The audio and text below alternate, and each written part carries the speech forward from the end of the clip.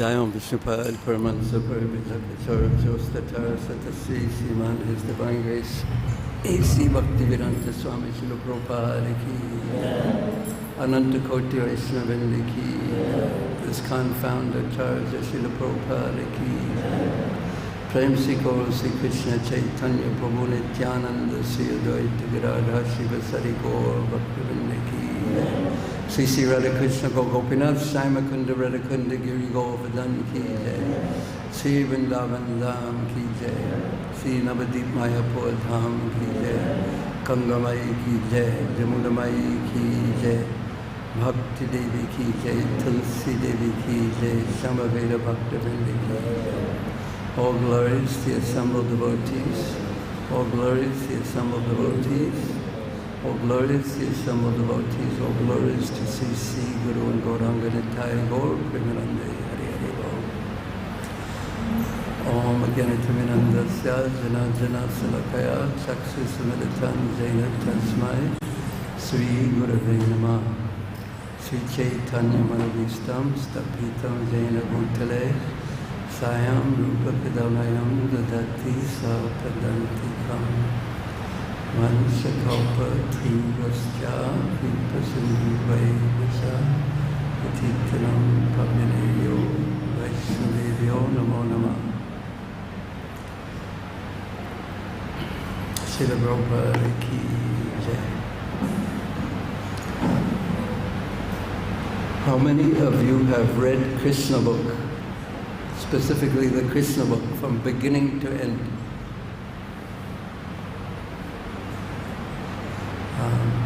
Perhaps because, if we can, practically speaking, if we can move up a little bit.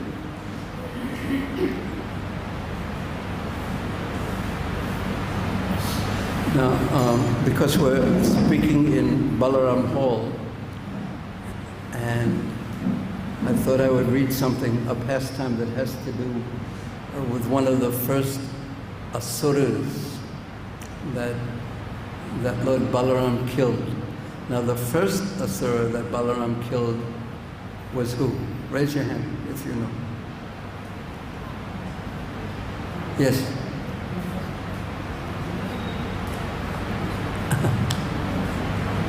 Dhanuka, did you say? If you said Dhanuka asura, you are correct.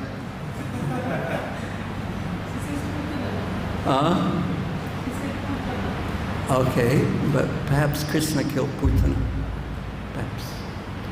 So, very interesting, in the 15th chapter of the 10th canto, when the cowherd boys were playing with Krishna on the eastern side of Govardhan Hill, they smelled the fragrance of the tal fruits from Talavan, which is further east between Mathura and Govardhan.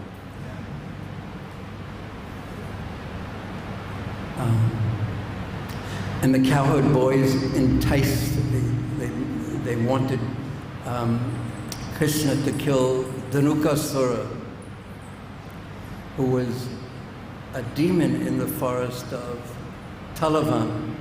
And it's actually quite funny because the boys were telling Krishna, can you smell these wonderful fruits, the tal fruits? Can you smell them? Don't you think we should taste them? But we can't, because there is a demon in that forest named Dhanukasura, and he won't let anyone taste those wonderful fruits, and he's very powerful, and he's in the form of an ass, a donkey, Dhanuka. And when Krishna and Balaram heard that this forest was being protected, the fruits were being protected by a very, very powerful demon in the form of an ass, both he and Balaram just simply laughed. A powerful demon in the form of a donkey, and they just laughed. So At this time, Krishna and Balarāma and the boys went forward and walked towards Talavan. And Krishna placed Balarāma in front because some acharyas say that because Balarāma was Krishna's older brother, and the others say that because Balarāma hadn't yet killed any demons, any asuras, and Krishna had killed so many already that Krishna wanted Balarāma to have the pleasure of killing Dhinukasura. So the actual pastime of Balarāma killing Dhinukasura and then whirling the demons as they came one after another is very, very wonderful and very sweet. So that's in the 15th chapter. And in the end of the 15th chapter of the 10th canto, does anyone know how that chapter ends? It ends with Kaliya, the beginning of the pastime of Kaliya. And then in the 16th chapter is about Kaliya, and the 17th chapter ends the pastime about Kaliya. And here in the 18th chapter, the cowherd boys and Krishna and Balarāma, they go into one of the forests of Vrindavan. And this is in Grishakal. Grishakal means? Whoops, sorry for my Bengali. Grishakal. Grishakal. Yes. Yes. In the summer, the hot season. Yes. That's what happens when someone from New York City speaks Bengali. No one can understand them. But in any case, it's the summer season. And first, before describing the wonderful pastimes that take place, the beautiful Vrindavan forest is going to be described in the summer season. So Srila Sukadeva Goswami is describing this, and Srila Prabhupada has translated this into English in this way. After extinguishing, putting out the devastating fire, Krishna, surrounded by his relatives, his friends, his cows, calves, and bulls, and glorified by his friends singing, again entered Vrindavan, which is always full of cows. So he was surrounded by his relatives. So who was his relatives? Well, you know one of them, you have to say. Wait, Balarāma. And so many friends. But he was now officially, he was Gopal. He was the protector of the cows. But not only the cows went with Krishna, but also the calves, friends, and bulls. And the reason why the calves went with Krishna was because he was previously taking care of the calves. And that went until the 14th chapter of the 10th canto, 14th chapter of the Krishna book. But when it was time for him to take care of the cows, do you think, and it was time for the calves to be left behind, do you think the calves could tolerate that? No. And nor could the bulls tolerate being left behind. So the calves, the cows, the bulls, they all went with Krishna and all the friends. No one could tolerate being left behind. Once one has a true taste of Krishna, there is such a soul-fulfilling sweetness in one's relationship with Krishna that no one can resist that. So it says, though, that the friends, the relatives, the calves, the cows, and the bulls went, but the elder gopas and the young gopis and the elderly gopis, they could not go with Krishna. So how did they tolerate it? They tolerated it only by the mood of separation. But they were always, always thinking about Krishna.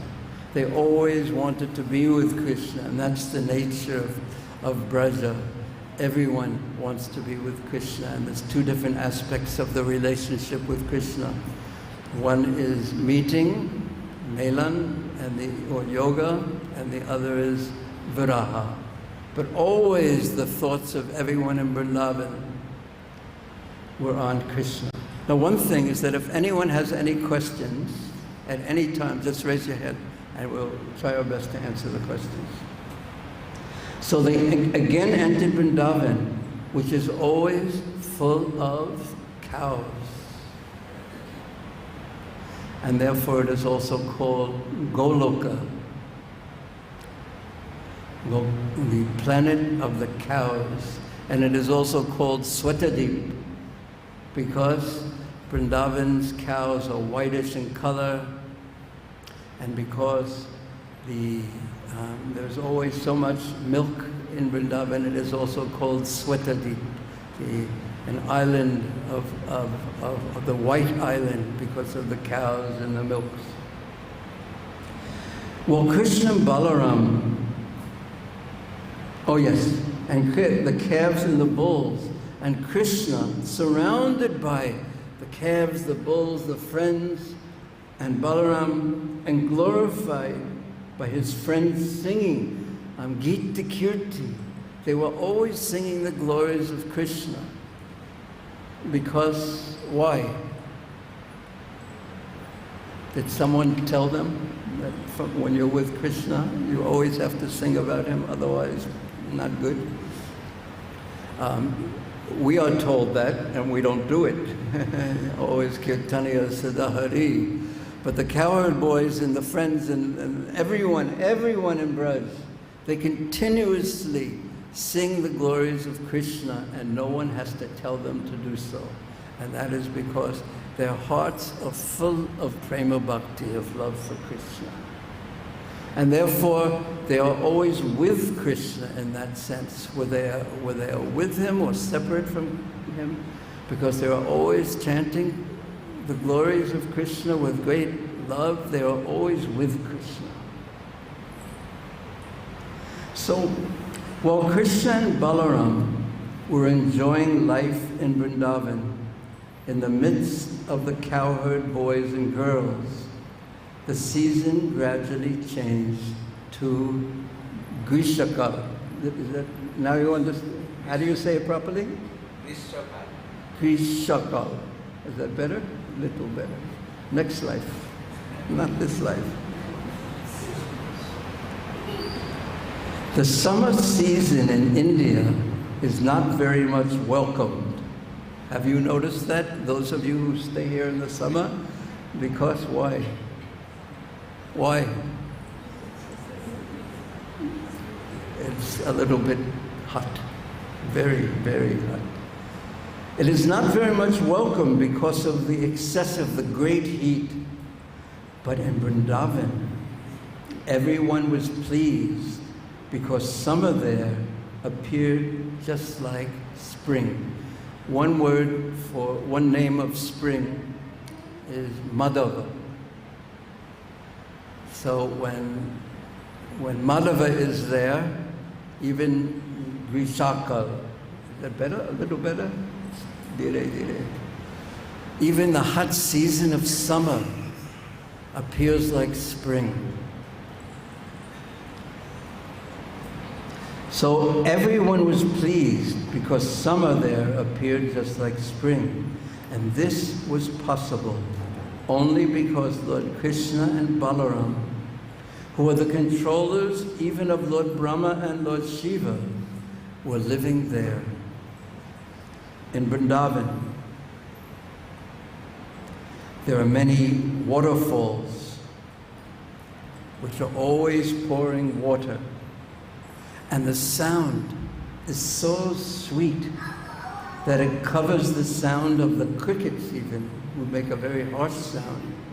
And because water flows all over, the forest always looks very green, it looks very beautiful, and it is very moist everywhere on the banks of the river. It's moist, and there's green grass growing everywhere, and the rivers are full, and there are lotus flowers. Oh no, that will come in the next paragraph. The inhabitants of Vrindavan were never disturbed by the scorching heat of the sun or the high summer temperatures. The lakes of Vrindavan were surrounded by green grass, and various kinds of lotus flowers bloomed there, such as the Kalara, Kanja, and Utpal. And the air blowing in Vrindavan, because there is the lakes, many lakes and rivers, and then there are lotus flowers in the lakes and the rivers, and then the breezes blow the air over the lakes and the rivers with the lotus flowers, with the pollen and the fragrance. So this is carried by the wind, the coolingness of the water particles, and the sweetness of the pollen of the lotus flowers and lilies. So the whole area is cool and fragrant. So this is like if there is a drama performed. And Krishna's leelas, they're not natak, they're not dramas, but they are pastimes, his leelas. And they are eternally taking place. But yet, as in a drama, there has to be a stage and a setting on the stage, so that the action, the interaction between the hero and the heroine and all the interactions can take place. So Vrindavan is the most wonderful stage, the most wonderful platform, the most wonderful space in which the dealings between Krishna and the residents of Vrindavan take place. And without Vrindavan, without the sweet atmosphere of Vrindavan, the pastimes are just not the same. And this is the message that Sri Chaitanya Mahaprabhu taught us about which wonderful festival?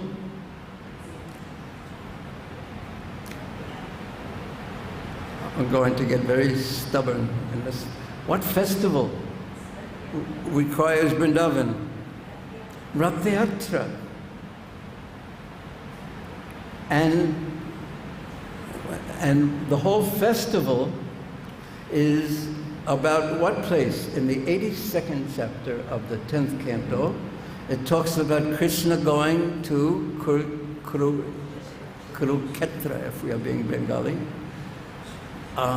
Kurukshetra, and the gopis and the residents of Vrindavan see Krishna for the first time after many years, and of course they're so ecstatic to see Krishna because why? Because they love him so much. He's everything. Krishna Mata, Krishna Pita, Krishna Pranadan, to the extreme. And they hadn't seen him for so long, and then they see him in Kurukshetra at Sanihit Sarov, and it's not Vrindavan.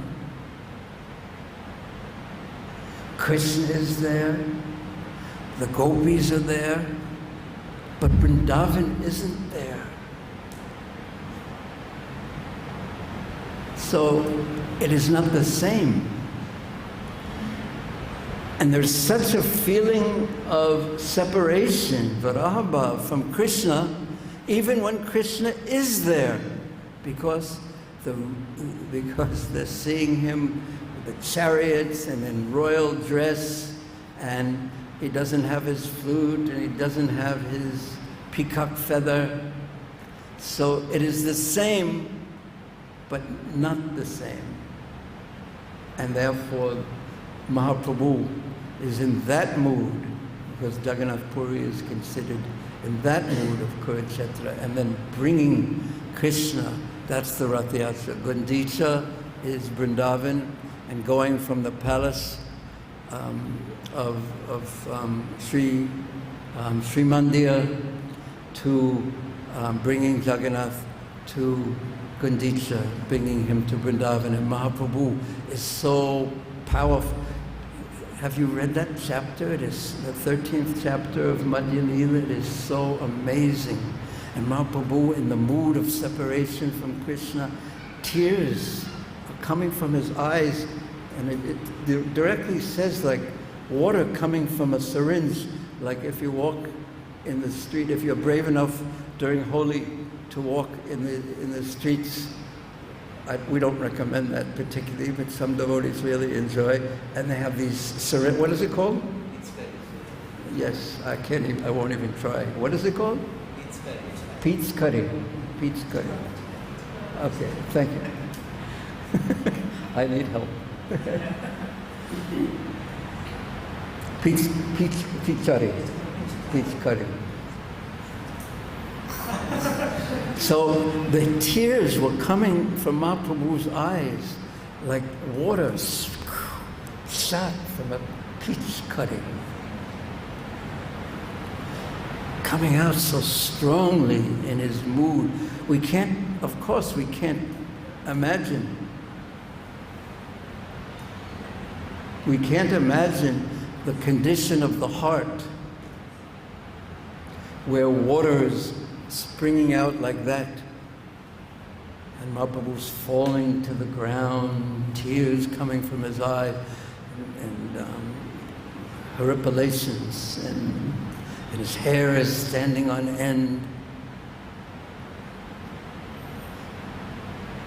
And even sometimes blood is coming, and his skin, not at Rath Yatra, at other times his joints are separated, he's falling to the ground. So there is an ecstasy that is inconceivable to a soul in this world who's covered by ahankara, etc. We cannot conceive of the ecstasies that the soul is actually meant to experience. And of course, this is on the topmost level, that Mahabhav level, that no soul can experience in one sense. But we cannot conceive of what our real nature is. So therefore, sometimes the great Acharya Srila Prabhupada would say that everyone in this world is suffering. And of course we know Dukkalayama Shashvatam and Nityasukaloka, that is a difficult place and everyone's going to die and there's disease. But so many times you'll tell people you're suffering, and they say, no, I'm happy. Sometimes they'll say, I'm happy. But everyone, of course, knows there's so much difficulty. But compared to what the soul's actual capacity for ananda, for bliss, the happiness of this world is simply suffering. So therefore, Srila Bhaktivinoda Thakur, Jeev Jago, wake up to your real nature, who you really are. When we understand that who we think we are is not actually us, whether it's not on the physical level, the body, we hear that all day long in classes, that we're not the body, but we're also not the mental conceptions, and we're not our talents, our abilities. This is not us. But then the question is, well then who am I if this isn't me? And the answer is, I am Krishna's eternal servant. I belong to Krishna. And by glorifying, by serving Krishna with increasing bhakti, increasing devotion, then who I really am blossoms. Cheto darpanamarjanam bhavamaha devagninavappanam swayakaraiva chandrikam vitaranam vidyavarajivanam. So it blossoms, just like the lotus blossoms in the chandrika, in the moonlight. So similarly, who we really are blossoms as we progress in our awakening, our loving relationship with Krishna. So, and then Prabhupada in the next line, in the first line of the third paragraph, he says, Vrindavan is such a nice place. Those are his words. Flowers are always blooming. And when we look at the deities here, they're served so nicely by the devotees, both the devotees who are decorating them and offering them things on the altar, and the devotees who are just appreciating them and chanting and staring at them. Such devotion, but especially the way that the deities are decorated. You see Vrindavan and it's blooming with flowers. There are even various kinds of decorated deer, and birds are chirping, peacocks are crowing and dancing, bees are humming, and the cuckoos there, koyal, they sing nicely in 5 kinds of tunes. So this is the background for the leelas to take place. And it is wonderful. And what are the leelas? These are the exchanges between Krishna and his beloved devotees in Vrindavan. And what are the nature of those exchanges? They can be anything. They are spontaneous, but they are based on the different rasas that the devotees have with Krishna. But they are always ecstatic because Krishna is the center. Krishna is the center of Vrindavan. And when we are so fortunate to be in Vrindavan, and that's the one thing that one of the main things we should keep in mind when we're in Vrindavan, is that Krishna is Leela Purushottama. He is the center. He is the enjoyer. And we are servants. And not only are we servants, we are insignificant servants. All the top positions are already full. And it's actually very hard, impossible for a conditioned soul to accept this point.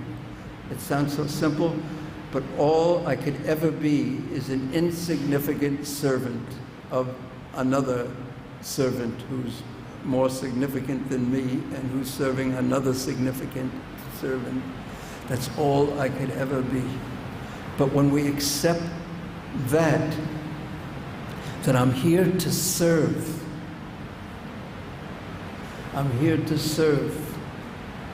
then we can gain some access into Vrindavan. Even though it is so sweet, the sweetness comes naturally because this is the place of service to Krishna. It is not actually meant for us to enjoy even, but yet if we serve or even be here for a few days, we get the benefit of this incredible holy place, and to perform service here is so fortunate. So fortunate if we can perform some service in Vrindavan. So fortunate. And because, okay, I won't even say because. I'll just stop here for a few moments and ask if anyone has any comments or any questions or any thoughts they would like to share. Yes, Poo. What is your name? Yes, Kadamamuni Poo. Hare Krishna. Thank you. Thank you for a wonderful reading and discussion. So my question A wonderful what? reading and the discussion. Okay. My question is, you mentioned that all we can ever be is an insignificant servant. Well, what do you think about that? I mean, again, as you said, it's very difficult to digest for a conditioned soul. No, impossible. Yeah, so Because conditioned soul means that we Krishna bhule se jeev anadi bahimu. We turn our back on Krishna, but who we are is Krishna's servant. So we have to be given a false identity, an identity that's not actually us. And we have to be given an identity in which I don't want Krishna to be the center, in which I'm the center. So you know what that identity is called? Ahankara, but it means that we live in this bubble of our own mind, and it is very lonely. Yes, go ahead. So Prabhu, as you mentioned that all the high positions are already taken. Yes. And all we can do is just be a servant. And then this just brought up a point in my mind that Putna, who was a demon, who came, killed Krishna, she got the position of Krishna's mother. And Prabhupada many times says that she got the same position as Mother Yashoda, which Not exactly the same, but like the same. So it seems like that's pretty significant. So I'm thinking that how is it that she could get a position that's quite significant? Yeah. You prefer that parampara? I am Just curious. I'm just being philosophically curious. Yes, I know, but I'm also being playful. So if you want to join that parampara,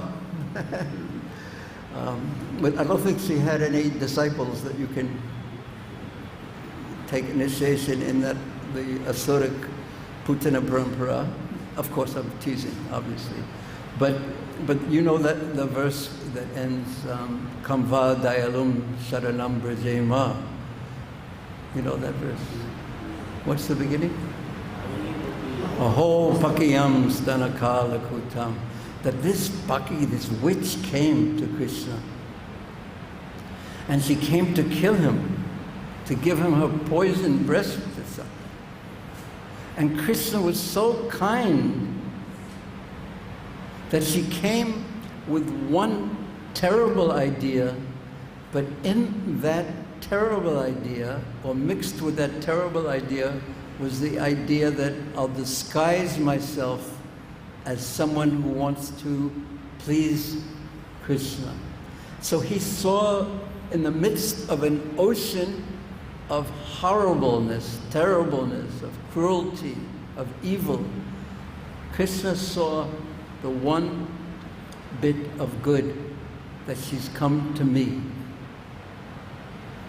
in the dress of a datri, of a nurse. And he saw that one part. And he thought, I have to reciprocate with that one part. So who could take shelter of someone more merciful than Krishna? This is the words of Vidur or Uddhava. Vidur or Uddhava. So that's mercy, special mercy. So when we see someone getting special mercy, we should be very happy that Krishna is so kind and think maybe there's even hope for me to get some special mercy. Did that answer your question or not? So, if I'm correct, that this is an extraordinary circumstance and this would not be the case for everyone. But it can. Why not? Because Krishna that's his nature, is that he sees the good. And there's examples of that even with Vṛndāvana. He was a demon and he was fighting and trying to kill the devotees, Indra and all the devotees. And the bhakti was alive in him, so he's glorified. So it seems that that's all there really is for a conditioned soul to make advancement, is special mercy.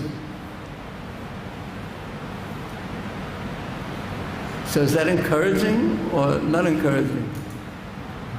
Because that was the point that,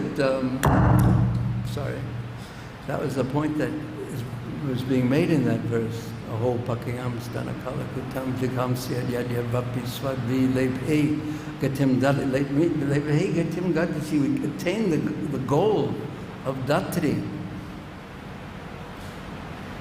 So who could serve a master more magnanimous, generous, kind-hearted than Krishna?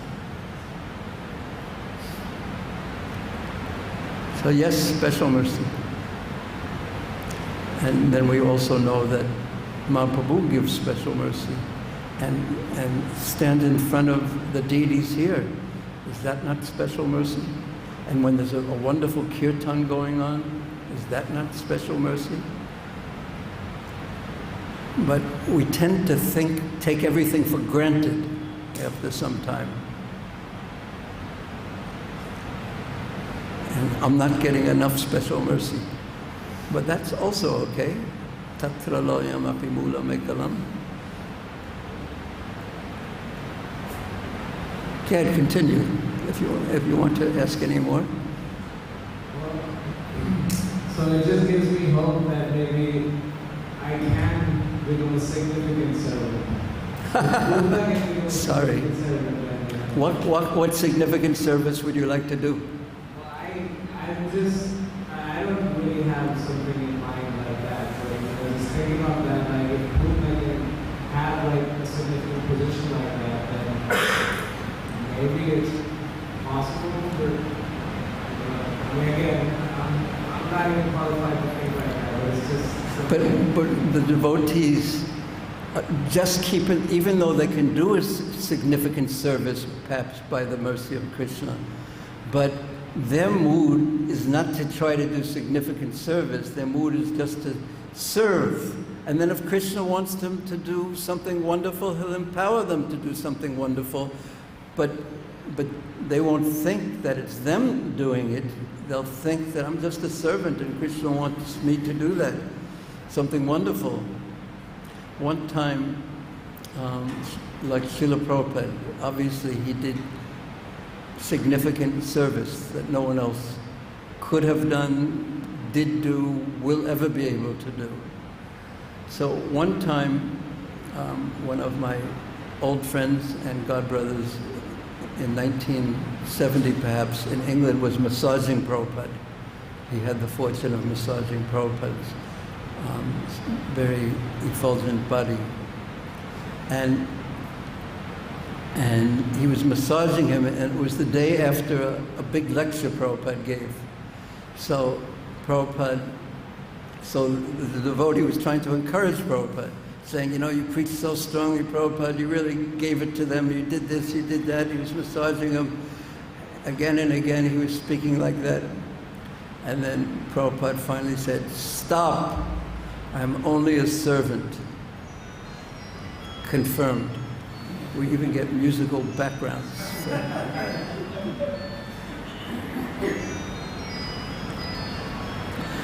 So when one is only in the mood of a servant, really, really only in that mood, and then if anything good happens, seeing that's Krishna somehow using me, and it's not me who's doing it, kartaham iti manyate, then that is the proper mood to do service in. And then in one sense it doesn't make a difference whether one is sweeping the floor or doing, so we would say that's significant service, insignificant service, or doing something big, big, big.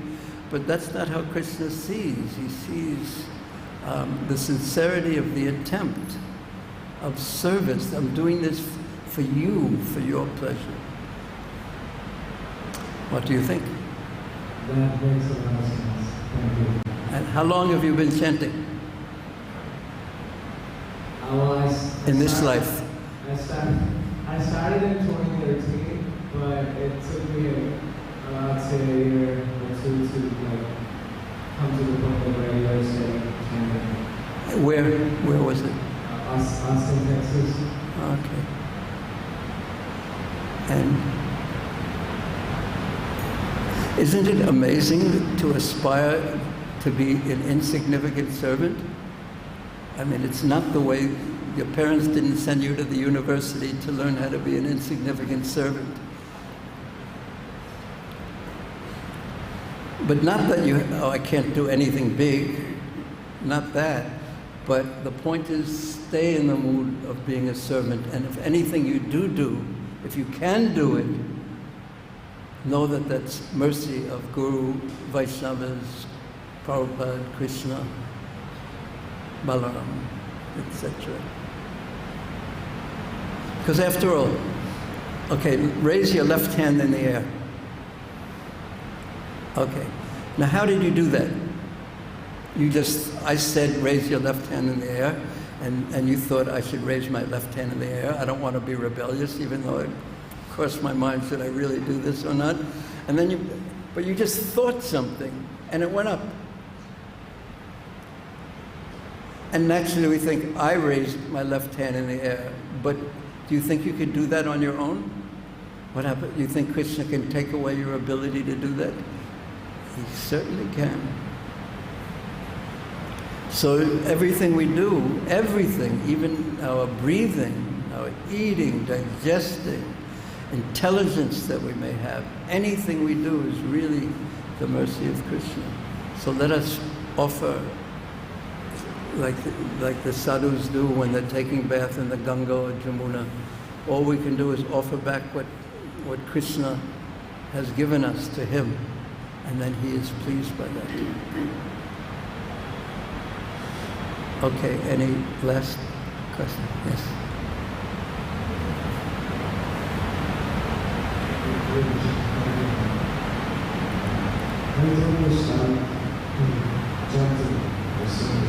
Okay, just speak a little louder into the microphone. Is chanting service? I couldn't hear the last part. Chanting is service. It's devotional service. Shravanam, Kirtanam, Vishnu, Smaranam, etc. But this is the essence of service. So we should know that chanting is service, and we should chant and hear, and even hearing is service. It's an offering of the ear to Krishna. Now I'm giving you my ear and my mind. So yes, chanting Krishna's holy names is certainly service. And it can be done on different levels of devotion. So we want to increase the devotion in which we chant and thereby serve. Is that clear? And just to, sometimes we chant and we beg for service. That's Prabhupada actually, that was the first translation of the Mahamantra Prabhupada gave us. Is, O Lord, O energy of the Lord, O Krishna, Srimati Radharani, please engage me in your service. Please allow me to serve you. This is the greatest honor.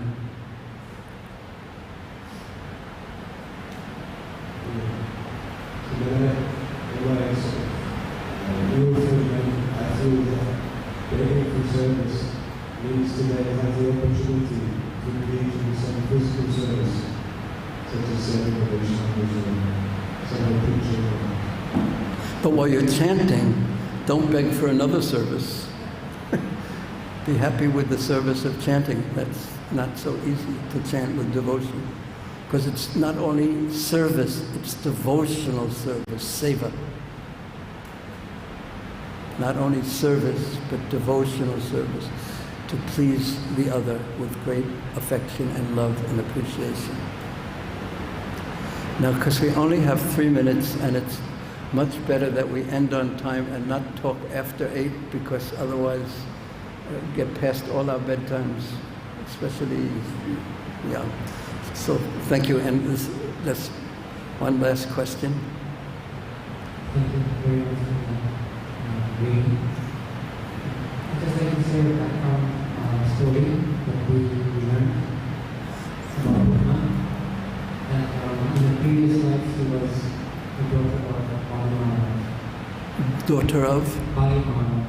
Balarāma. And when Brahmā into the arena, she was so attracted to him, she was so beautiful that she said, I wish I had a son like him. And then after Lord Kṛṣṇa took her away, she said, I wish, if I had a son like him, I would kill him. After she treated Balarāma so poorly.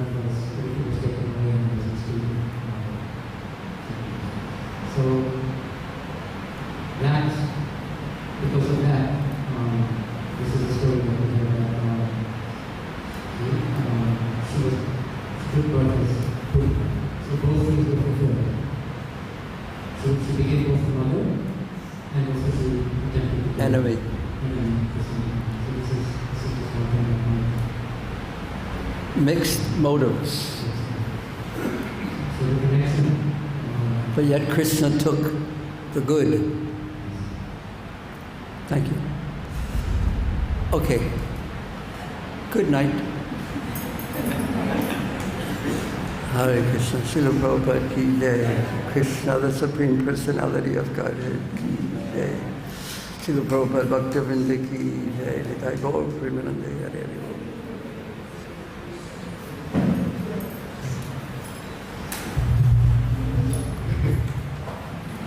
Again, day after tomorrow, Sunday, we will be there. 7 o'clock. 7 on Sunday. Day after tomorrow. We'll continue.